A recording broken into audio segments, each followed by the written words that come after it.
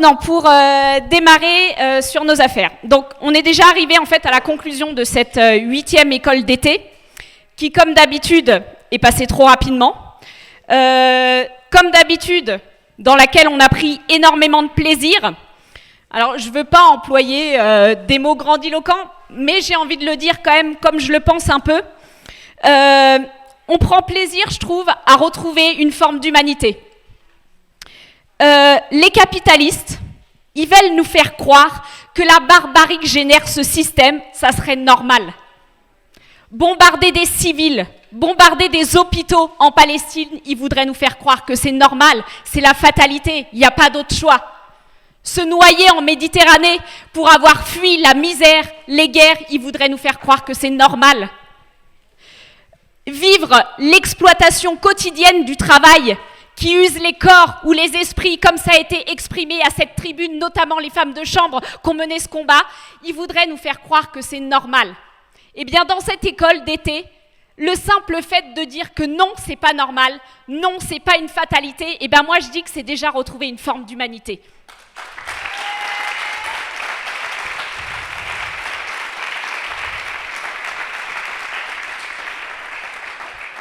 Alors après, une fois qu'on a dit ça, on a bien compris que le délire ici, c'est pas simplement de se lamenter sur les horaires du capitalisme. Le délire ici, c'est plutôt de mettre l'ensemble de nos énergies au service du renversement de ce système.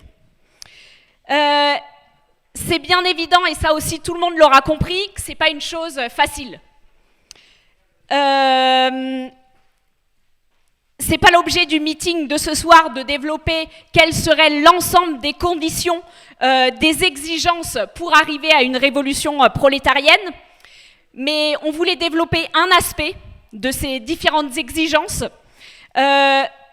Ici, la majorité des camarades qui sont présents dans ce camp sont convaincus qu'une des conditions fondamentales pour arriver à cette révolution prolétarienne, une des conditions fondamentales, c'est l'existence d'un parti révolutionnaire qui soit en capacité de saisir les occasions dans les moments où ce système peut être renversé. Un parti qui soit en capacité de proposer aux travailleurs et aux travailleuses un plan pour la prise du pouvoir. Et ça, on sait que c'est valable à la fois à l'échelle nationale, mais on voit bien qu'à l'échelle nationale, ça ne suffira pas. On voit bien qu'une révolution prolétarienne à l'échelle de la France ne va pas résoudre les problèmes de l'ensemble de l'humanité. Donc pour complexifier l'affaire, c'est évident qu'on a besoin de ce parti à l'échelle mondiale, parce que le capitalisme est un système mondial. Donc pour résumer, une des conditions fondamentales pour arriver à cette société communiste, pour arriver à cette révolution prolétarienne, c'est un parti mondial de la révolution.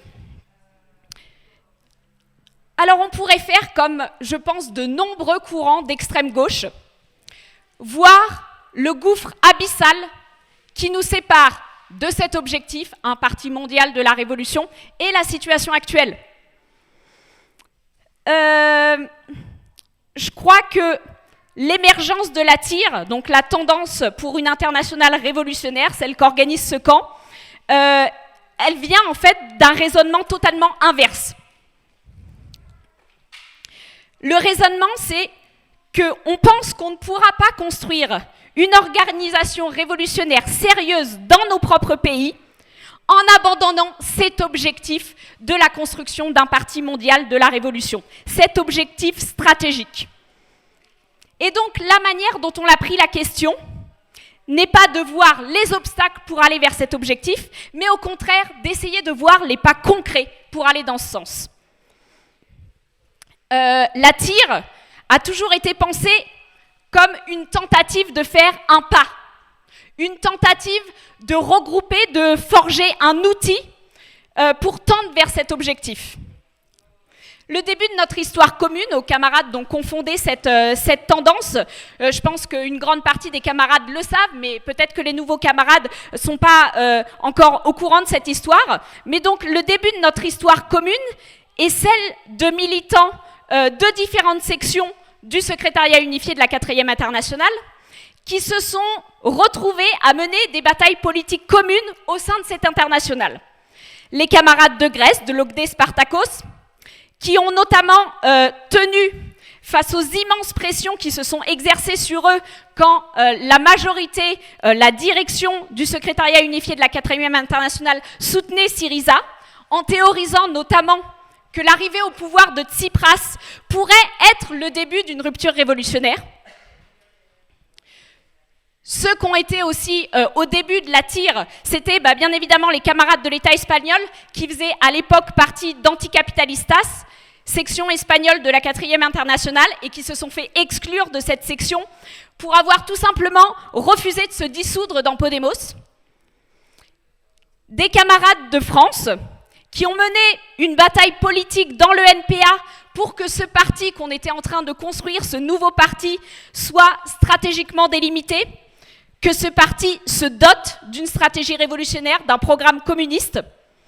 Cette bataille qu'on mène en France en réalité depuis 2009 dans le NPA vient de prendre un nouveau tournant, tout le monde a sans doute suivi, mais elle a pris un nouveau tournant avec la tentative de l'ancienne direction du NPA de nous exclure de notre propre organisation.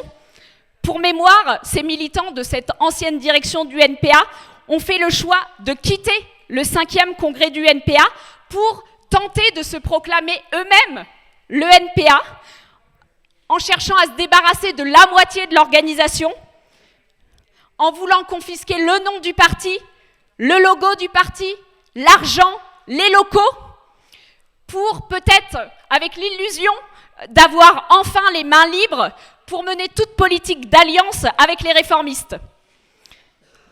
D'ailleurs, je profite de cette intervention pour annoncer quand même un peu formellement à l'ensemble du camp, et on l'annonce avec joie, que cette tentative a échoué, parce qu'après plus d'1 an et demi de lutte,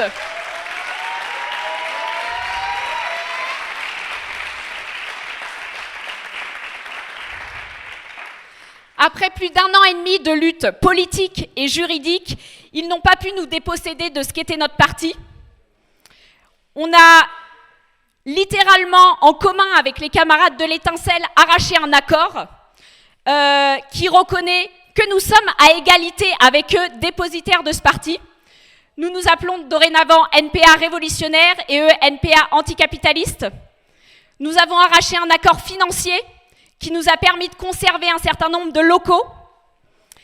Et grâce à l'abnégation de l'ensemble de nos militants, nous avons remis sur pied une réelle organisation dotée d'un journal et qui a réussi l'exploit cette année de se présenter aux élections européennes au mois de mai et de se présenter aux élections législatives en juin, quand, en même temps, nos anciens camarades ont fait le choix de rejoindre la NUPES aux élections européennes et de rejoindre le Front populaire pour les élections législatives. Front populaire, je rappelle, qui est une alliance de l'ensemble de la gauche réformiste qui va jusqu'au Parti socialiste. La TIR, la Tendance pour une internationale révolutionnaire, comptait à sa fondation des camarades des USA, des camarades du Canada, des camarades d'Irlande et même de Chine, comme nous a rappelé David dans notre réunion de délégation française, et qui par ailleurs, ces camarades nous adressent des salutations fraternelles qu'ils n'ont pas pu enregistrer en vidéo parce que la situation en Chine est trop dangereuse pour envoyer des messages vidéo, mais qui nous adressent toute leur solidarité et leurs salutations.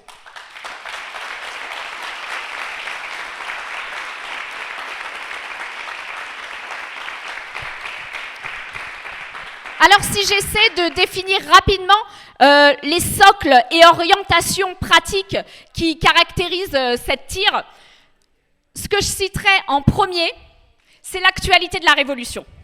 Nous sommes convaincus de l'actualité de la Révolution. Alors pas au sens où on pense que la Révolution est pour demain. Non, l'actualité de la Révolution au sens où on pense que la Révolution prolétarienne est la réponse aux problèmes actuels de l'humanité.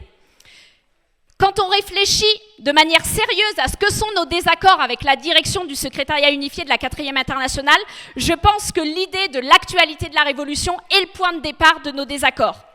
Cette direction ne croit plus à l'actualité de la Révolution.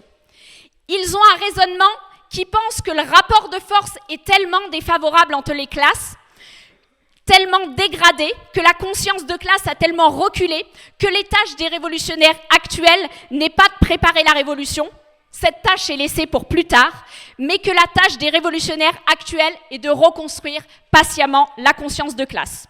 Pour moi, c'est cette idée qui guide leur orientation qu'ils ont développée malheureusement dans de nombreux pays de construction de partis larges, d'organisations dites de résistance sans accord ni base stratégique, de regroupement dans la majorité des cas sous hégémonie des réformistes. Ce qui leur arrive à ces camarades, et c'est bizarre parce que c'est eux qui se revendiquent le plus de Ben Saïd, mais c'est ce qui est décrit précisément dans le livre Stratégie et parti de Ben Saïd. C'est ce qu'il appelle la rupture du fil stratégique. Si ta pratique quotidienne n'est pas sous-tendue par ton objectif stratégique final, ta pratique finit toujours par s'adapter aux réalités et aux réalités du capitalisme. C'est effectivement la pratique qu'on a beaucoup discutée, voter les crédits de guerre, défendre la fabrication d'armes pour sauver des emplois, appliquer l'austérité et les mémorandums de l'Union européenne. Donc oui, en numéro 1, ce qui est notre ADN dans la tire, je pense que c'est notre conviction de l'actualité de la Révolution. Une deuxième caractéristique qui nous définit, c'est que dans n'importe quelle situation, on ne cherche pas simplement à voir les obstacles, mais on cherche à voir les potentialités. Bien évidemment, les obstacles sont nombreux. Le rapport de force entre les classes, les attaques du patronat, les guerres, la misère, le recul de la conscience de classe. Mais dans chaque situation, on sait qu'il y a des possibilités d'inverser les situations. Il y a des possibilités d'explosion et notre cogite permanente est de saisir ces potentialités.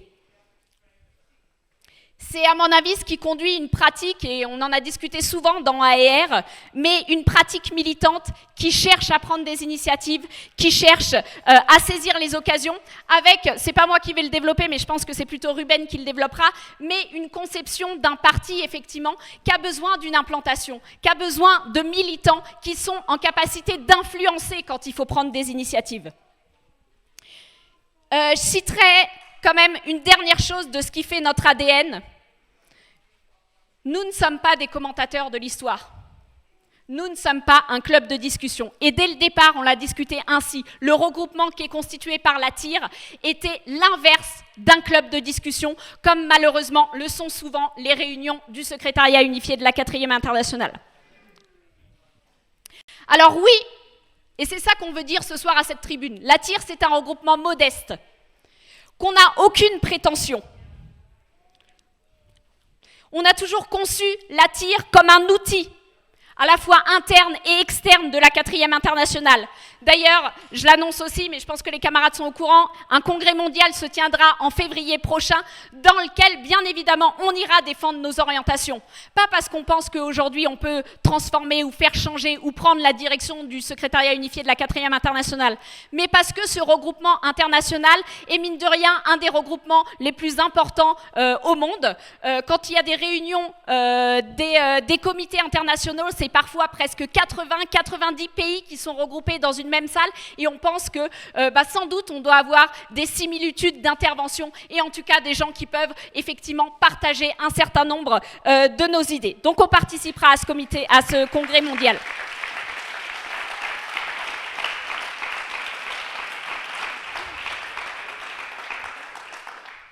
Mais on pense effectivement qu'on est dans une situation où, depuis le début de nos écoles d'été, on est le plus proche de toucher du doigt une possibilité de dépassement de ce regroupement qu'on a forgé. Effectivement, à travers les processus actuels d'explosion de partis, de regroupement, on pense qu'il y a une possibilité de recomposition. Et ça, c'est un peu l'expérience qu'on a de cette année et demie de reconstruction d'un parti avec les camarades de l'Étincelle, qui eux, effectivement, nous ont fait rencontrer les contacts internationaux qui étaient les plus proches d'eux. On leur fait rencontrer, et c'est l'objet de leur présence dans ce camp, les organisations internationales qui sont les plus proches que nous, et on pense que par ça, on a une possibilité de dépassement. Et effectivement, peut-être que l'année prochaine, ce camp, cette école d'été, aura peut-être une nature différente, et bien évidemment, c'est pourquoi on a fondé la TIR, pour faire un pas vers ce Parti mondial de la Révolution, pour faire un pas vers ce regroupement, donc on espère bien que l'année prochaine, ça sera le cas.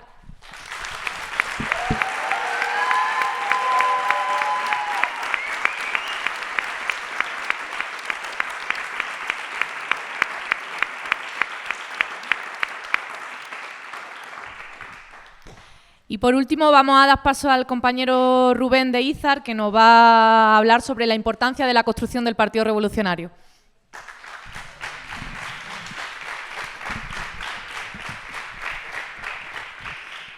Yo no me suelo levantar, pero por mostrar la cohesión a nivel de la TIR, me voy a levantar yo también.